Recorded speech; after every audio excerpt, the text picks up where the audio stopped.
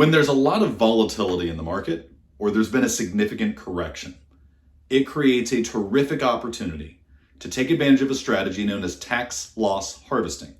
And we're going to look at that today.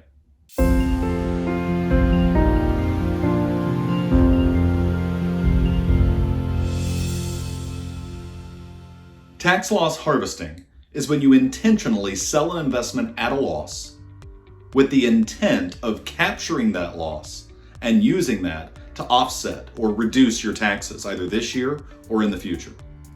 And there's a few basic rules you need to be cognizant of when you're looking at taking advantage of a tax loss harvesting opportunity.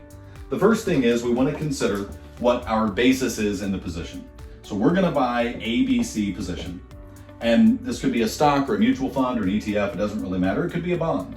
And we're going to have invested $20,000 in that. And because ugly things are going on in the market, it has declined in value and is only currently worth $12,000. That means there's an $8,000 loss that has yet to be realized. Now, what tends to happen is we stick to our guns and we're just going to wait until ABC eventually gets back to its original value. And that's all well and good, except we'll miss out on being able to take advantage of that $8,000 loss. If instead we sell the position, then we get to actually realize or capture that loss. We take our $12,000 and we can then do one of a couple of things with it. We could either take that $12,000 and leave it as cash and look for something else to do later, or we could go and buy some different position like XYZ.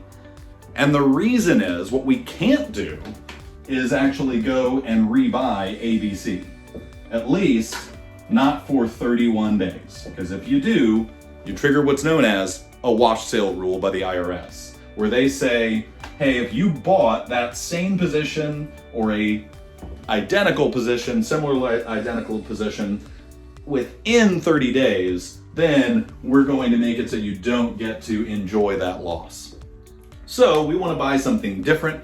Lots of ways to make sure you buy something different. Just don't buy the same thing. That's the key thing to focus on there. Or you can wait. You could wait 31 days and then you could purchase back into that same position and still be able to carry that loss. Now, what are we going to do with losses that we carry? Great question. Couple of different things to consider. First, is it a short or is it a long-term loss? So short-term loss is going to be 1 year or less, and long-term loss is going to be 1 year and a day or longer. And it's important because short-term losses and short-term gains for that matter are taxed just like ordinary income, and long-term get capital gains long-term treatment, which is going to be generally speaking more favorable than your ordinary income. If you have losses that are short-term, they get matched up and cancel out short-term gains. If you have long-term losses, they get matched up with long-term capital gains. Capital gains and losses happen from investments, they happen from real estate, they happen from jewelry, they happen from precious metals, any of these capital assets, just not income. So we match up short and long term wherever we can. If there's still some losses, you can use up to $3,000 as a married couple or $1,500 filing singly to offset income.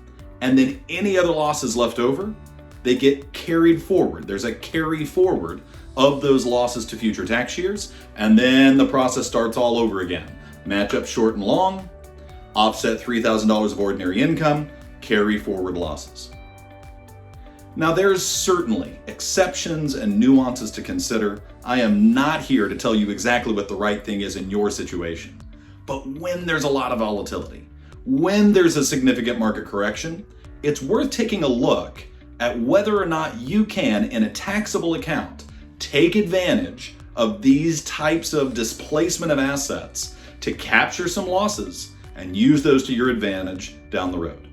If you have questions about your specific situation, give us a shout. We'd be happy to explore it with you further.